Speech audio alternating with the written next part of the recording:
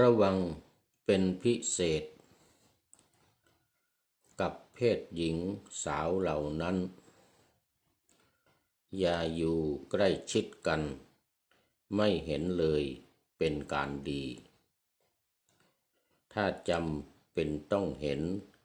เน้นไม่พูดกับสตรีถ้าจำต้องวาทีสำรวมจิตให้มั่นคงอย่าไปกับผู้หญิงทั้งจริงหรือปลอมในดงขมิ้นสองคนองค์ในที่ลับหูลับตาอย่ารับของล่อลวงหลวงหลายจากสตรีหนาเช่นทองหรือเงินตรารถหรูหรายี่ห้อดังขอถวายความนอบน้อมแด่พระรัตนตรัยมีพระพุทธเจ้าเป็นต้น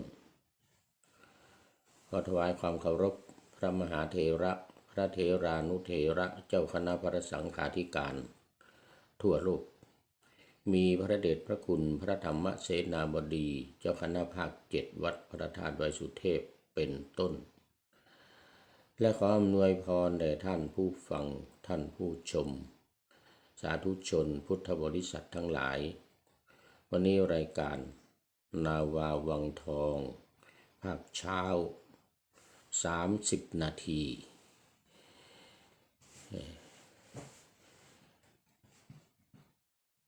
ออกอากาศ2 สถานีคือ 1. สถานีวิทยุพระพุทธศาสนาแห่งชาติและจริยธรรมวัดพระธาตุดอยสุเทพระบบ FM 94 เมกะเฮิรตซ์มีพ่อครูวรรณลบนามวงพรหมเป็นผู้อำนวยการอาจารย์พระมหาประสิทธิ์ประสาธิโกเป็นหัวหน้าสถานีและอาตมาภาพพระครูปริยัติยานุศาสตร์เป็นผู้บรรยายเป็นประจำทุกวันศุกร์เสาร์อาทิตย์โดยวันศุกร์เสาร์อาทิตย์นี้เป็นภาคเช้าเวลา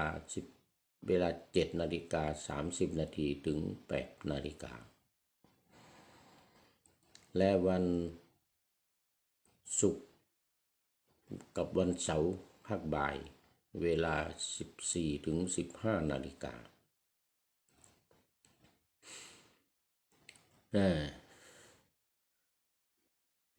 วันนี้ก็เป็นวันอาทิตย์มีทั้งภาคเช้าและภาคบ่าย2 สถานีวิทยุพระพุทธศาสนาแห่งชาติและจริยธรรมวัดพระธาตุดอยวัดฝายหินมีท่านพระครูสมุวิสุวัตรวรกิจโจเป็นผู้อำนวยการออกอากาศเวลา17 ถึง 18 นาฬิกาวันพุธ14 ถึง 15 นาฬิกาวันศุกร์และวันเสาร์และ15 ถึง 16 นาฬิกาวันอาทิตย์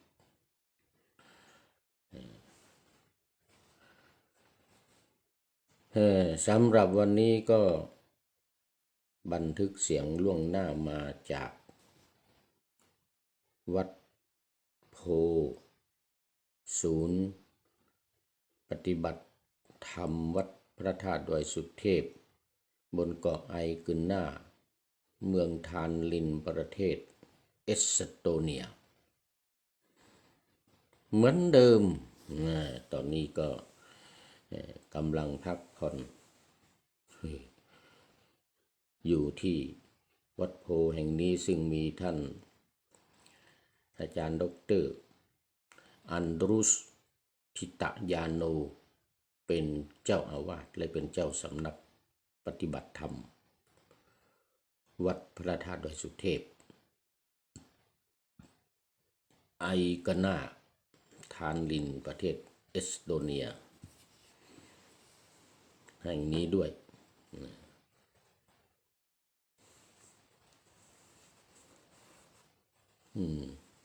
ซึ่งช่วงนี้เสาร์อาทิตย์นี่แหละ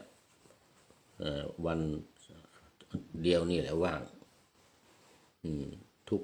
เสาร์อาทิตย์ที่ผ่านมาหรือวันธรรมดาเนี่ยก็มีโยคีผู้ปฏิบัติเข้ามาปฏิบัติอยู่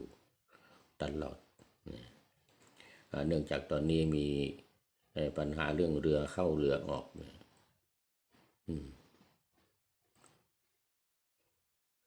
เหลือวันศุกร์เสาร์อาทิตย์ที่ผ่านมาในฤดูร้อนก็จะมีตลอด7 วันวันละ2 เที่ยว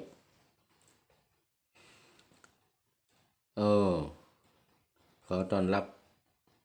คุณโยมชัยสุนทรนี่จากชลบุรีแต่ว่ามาจากประเทศลาวเป็นพี่น้องชาวลาวของเราที่เข้ามาทำงานในประเทศไทยบอกว่าเคยไปเชียงรายเคยไปที่จังหวัดเชียงรายเชียงใหม่ก็ผ่านว่างั้นโมทนาสบายดีวะนะยกมือมาแล้วสาธุสาธุสบายดีนี่คือสวัสดีนะกับของประเทศเราสบายดีเนี่ยสวัสดีเนี่ยนะใช้ว่าสบายดีสบายดีบอกครูบาอย่างนี้โมทนาเป็นอย่างยิ่งเป็นท่านแรกเข้ามาแล้วในวันนี้ตอนนี้รู้สึกจะดึกพอสมควรนะ4 ทุ่มแล้วนี่FC ทั้งหลายก็น่าจะได้แยกย้ายกันเข้าไปหลับไปนอน แต่ว่าที่นี่ยังกำลัง6 โมงอยู่6 โมงเย็นเดี๋ยว1 ทุ่มนี่ก็ทำวัดสวดมนต์เย็นตอนนี้ก็ ว่างๆอยู่ก็มาจัดรายการไว้ล่วงหน้าสำหรับวันพรุ่งนี้สำหรับวันนี้มาถึงหัวข้อใหญ่ว่าอริยสัจภาวนาคือการเจริญภาวนาในอริยสัจ4 ประการนี่ถ้าว่าเรื่องภาวนาเนี่ยมันใช้ได้ทั้งสมถกรรมฐานและวิปัสสนากรรมฐานคุณโยมชัยสุนทรบอกว่าสาธุสาธุสาธุบุญเลยนะ สาธุเอาบุญนี่ถูกหลักนะพระพุทธศาสนาคือเขาเรียกว่าอนุโมทนาใหม่โยมเรายกมือสาธุอนุโมทามินะขออนุโมทนาด้วยอันนี้ก็เป็นบุญใหญ่บุญหลวงแล้วเป็นบุญแล้วตามหลักการทำบุญเขาเรียกว่าบุญกิริยาวัตถุ10 ประการนอกจากทานศีลภาวนาซึ่งเป็นหลักใหญ่ต้องทำกันอย่างเป็นล่ำเป็นสันเป็นตุกเป็นตะนี่แล้วนะมันยังมีอย่างเบาๆง่ายๆนี่อีก7 อย่างทานศีลภาวนานี่เป็นเบื้องต้นอย่างที่4คืออัปปจายนะใหม่บุญสำเร็จโดยการเป็นคนอ่อนน้อมถ่อมตนเนี่ยมืออ่อนหลังอ่อน เรียกว่ามืออ่อนหลังอ่อนเช่นผ่านหน้าผู้ใหญ่ก็ก้มหลังเนี่ยเดินก้มหลังอ่อนน้อมถ่อมตน ประนมมือไหว้อย่างนี้นะก้มหัวลงก้มหลังลงนี่นี่ก็เรียกว่าอัปปจายนามัยนอนก่อนพรุ่งนี้ทำงานโอ้สาธุสาธุเอาตามสบายตามสบายนี่มัน4 ทุ่มแล้วพรุ่งนี้จะได้ทำงานก็เชิญพักผ่อนนอนหลับให้สบายอย่างน้อยๆนี่อายุหนุ่มน้อยนี่อย่างน้อยต้อง8 ชั่วโมงเด้อ8-9 ชั่วโมงเนี่ยอย่างน้อยนะ10 ชั่วโมง12 ชั่วโมงอย่างมากเพราะเวลาเรามีกลางคืนนี่เยอะแยะ12 ชั่วโมงเท่ากันกับกลางวันฉะนั้นก็ใช้ให้มันเต็มที่สุขภาพจะได้แข็งแรงโมทนาในหนังสือ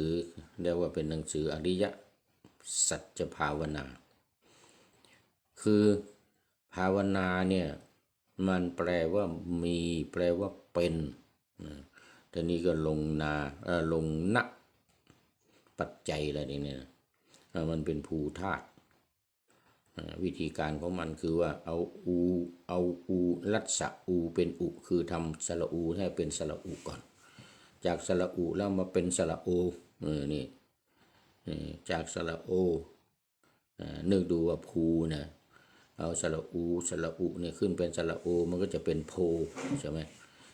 เสร็จแล้วเอาสระโอเนี่ยเป็นอวะอีกทีหนึ่งมันก็จะเป็นภวะที่เราใช้กันว่าพบพอพานพอสำเภาพอพานนะพบว่าแปลว่าที่อยู่มันก็แปลว่ามีนี่แหละแปลว่ามีมาจากภูธาตุตัวนี้ภูมีแปลว่ามีแปลว่าเป็นแปลว่าอยู่แปลว่าคือเนี่ยเป็นอยู่คือมีอันนี้ลงณปัจจัยณปัจจัยนี้มันมีอำนาจเอาสระอะหน้าวอแหวนเนี่ยภวะเนี่ยเป็นสระอาก็เป็นภาวะณะเลยเนี่ยแต่นี้ก็ไปลงเป็นปัดลงวิภัตมันอีกก็เป็นนาภาวนาแปลว่าการให้มีการเป็นการอยู่การกินการไปอะไรต่างๆนี่เนี่ยเรียกสภาวะของภาวนาคราวนี้เราเอามาใช้กับการเจริญสมาธิภาวนาเนี่ยนะเจริญสมาธิทำกรรมฐานเนี่ยแปลว่ากรรมฐานเนี่ยแปลว่าทำที่ทำงาน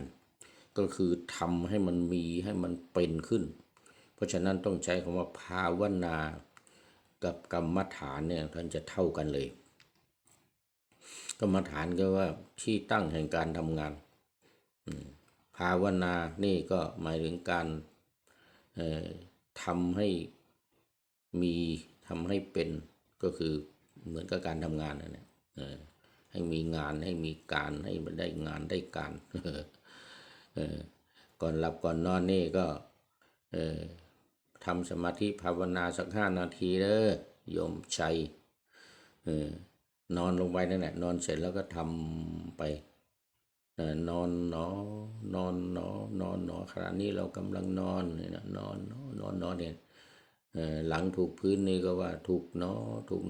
แล้วผมก็หลับไปเลยแล้วก็ทำเพื่อให้หลับเขาว่าภาวนาเนี่ยนะสมาธิเนี่ยมันเป็นยานอนหลับอย่างดีทำสักหน่อยทำไปกันหลับไปเองของมัน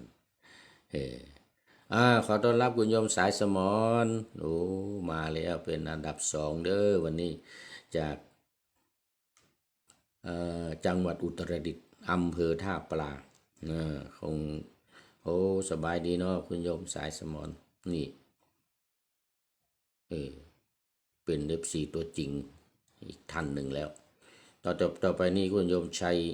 สุนทรก็จะเป็น FC ตัวจริงอยู่แล้วนะ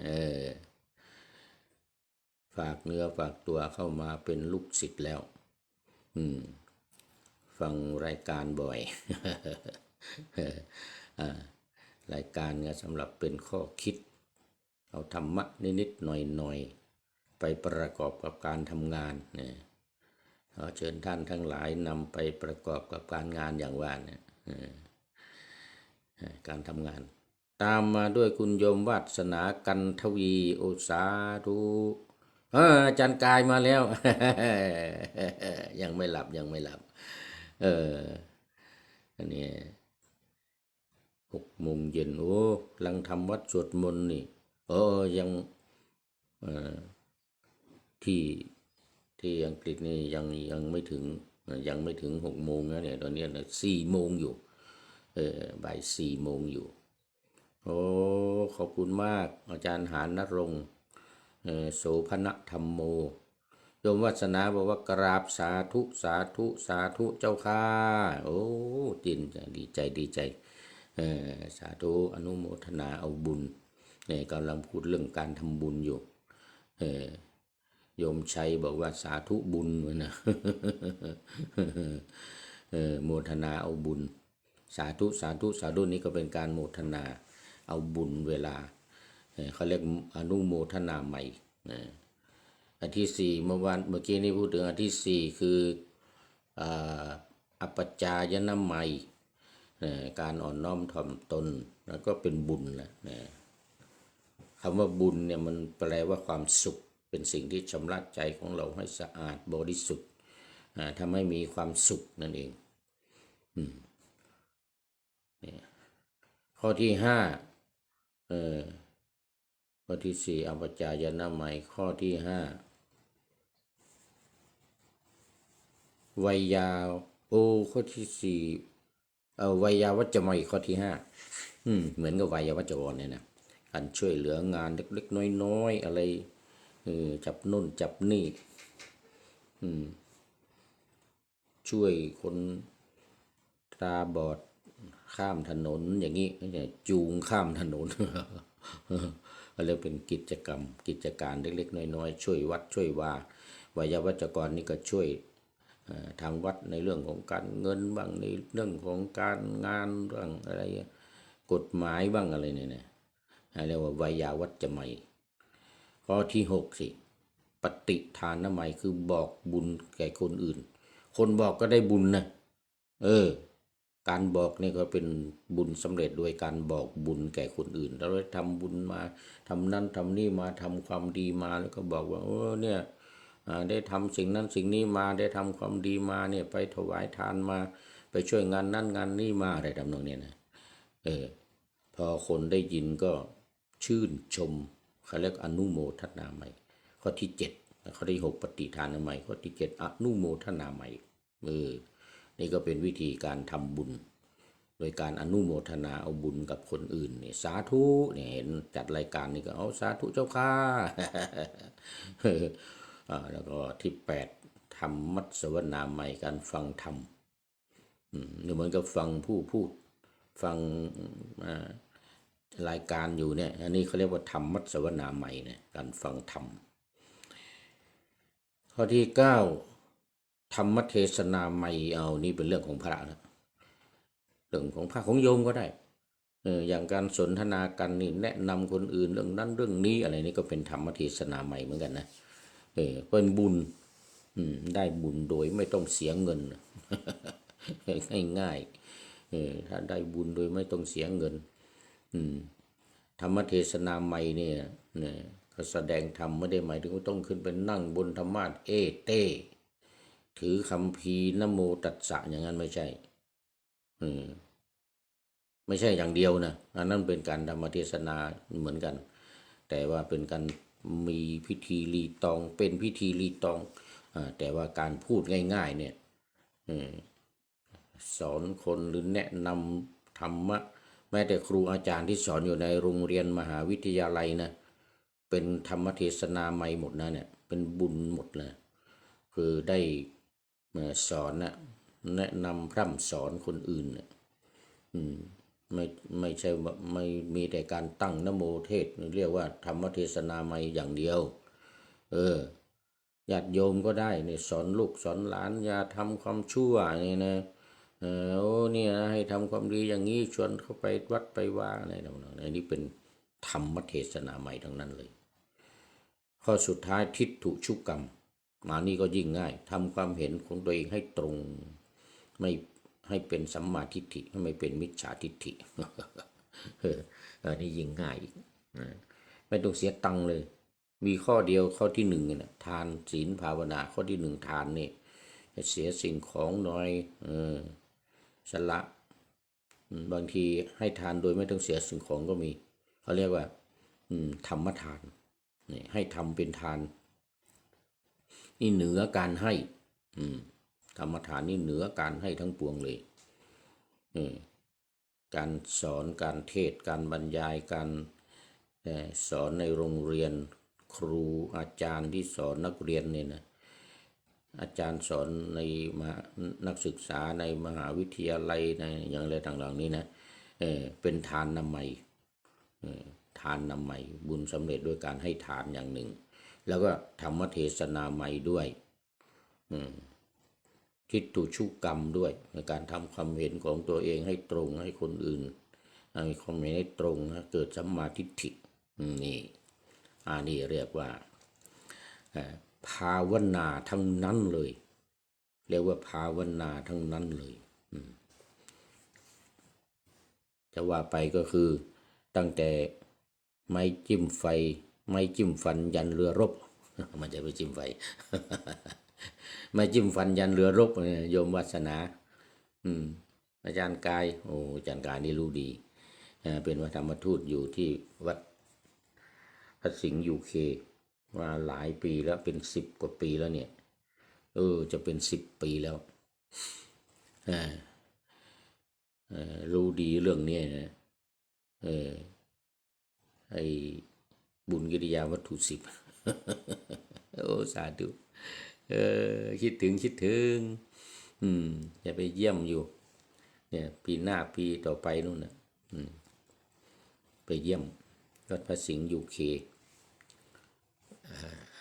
เมืองลันคอนเป็นเมืองใหญ่เหมือนกันนะทั้งโยมวัสนาโอ้สาธุโยมวัสนาเอาละทีนี้สเพเหระมานานแล้วไม่ใช่สเพเหระมันต้นรายการอริยสัจจะภาวนาวันนี้เป็นหนังสือจากสำนักพระราชวังอีกเล่มหนึ่งชื่อว่าอริยสัจจะภาวนาก็อยู่ในหลักการ4วิธีการ6ของสำนักพระราชวังในโครงการปูทางสู่การตื่นรู้ธรรมนาวาวังของสำนักพระราชวังพระเดชพระคุณหลวงพ่อธรรมเสนาบดีเจ้าคณะภาค7วัดพระธาตุดอยสุเทพก็รับนโยบายมาโครงการมาจากสำนักพระราชวังมาปฏิบัติแล้วก็มอบให้ผู้พูดนี่เป็นนำออกอากาศทางวิทยุ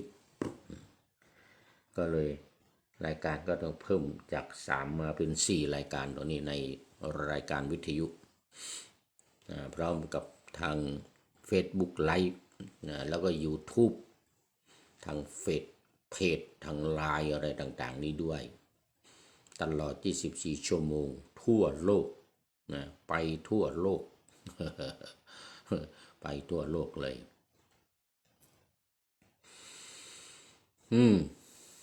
หัวข้อนี้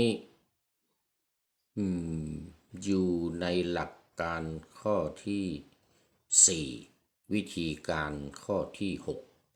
6คือการพิจารณาขันธ์5ลงในอริยสัจ4ใช่ไหมนะเอาขันธ์5นี่ลงในอริยสัจ4ในข้อที่4หลักการ4นะ1คือการระลึกพระรัตนตรัย2ท่องธาตุ4 3ท่องขันธ์5 4เอา ความเกิดดับของขันธ์ห้าเนี่ยลงในอริยสัจสี่นี่วันนี้จึงเป็นที่มาของหัวข้อที่ว่าอริยสัจสี่ประการใจความมาในหน้าหนึ่งเนี่ยว่าอวิชชาความไม่รู้เนี่ยนะ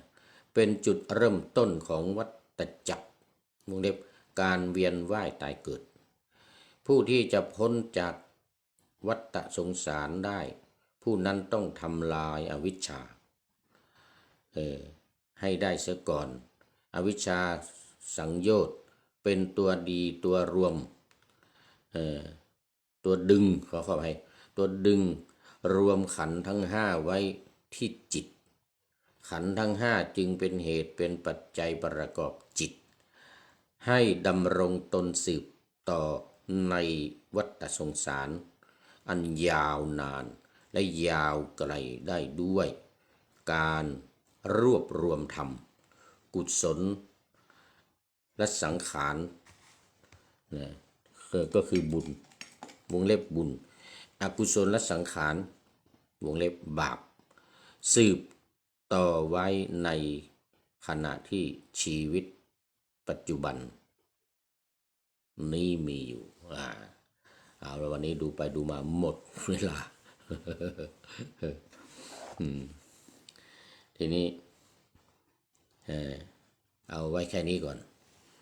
วันนี้หมดเวลาพอดีเลย ท้ายรายการก็มีข้อคิดจากสำนักพุทธแห่งชาติวันนี้นะในเรื่องของการระมัดระวังของพระภิกษุสามเณรเป็นข้อเตือนมาจากสำนักพุทธระวังเป็นพิเศษกับเพศหญิงสาวเหล่านั้นเนื่องจากมันมีเหตุการณ์ผ่านมาโด่งดังอย่าอยู่ใกล้ชิดกันไม่เห็นเลยเป็นการดีอันนี้เป็นหลักการของพระพุทธเจ้าเลยนะข้อที่หนึ่งคือไม่เห็นเลยเป็นการดีถ้าอานนท์ถามพระพุทธเจ้าพระเจ้าตอบไม่เห็นเนี่ยเป็นการดีสองนี่นะถ้าจำเป็นต้องเห็นเน้นไม่พูดกับสตรีข้อสามถ้าจำเป็นต้องถ้าจำต้องวาที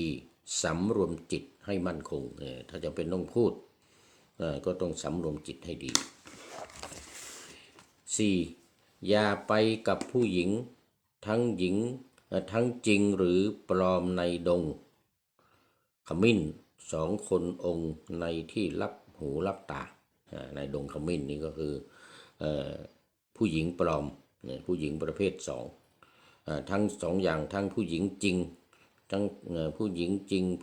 และผู้หญิงปลอมเนี่ยอย่าไปกัน2 คนเลยเนี่ยในดงขมิ้นเนี่ยอย่าไปกัน2 องค์ในที่ลับหูลับตาสุดท้ายข้อที่5อย่ารับของล่อลวงหลวงไหลจากสตรีหนาเช่นทองหรือเงินตรารถหรูหรายี่ห้อดัง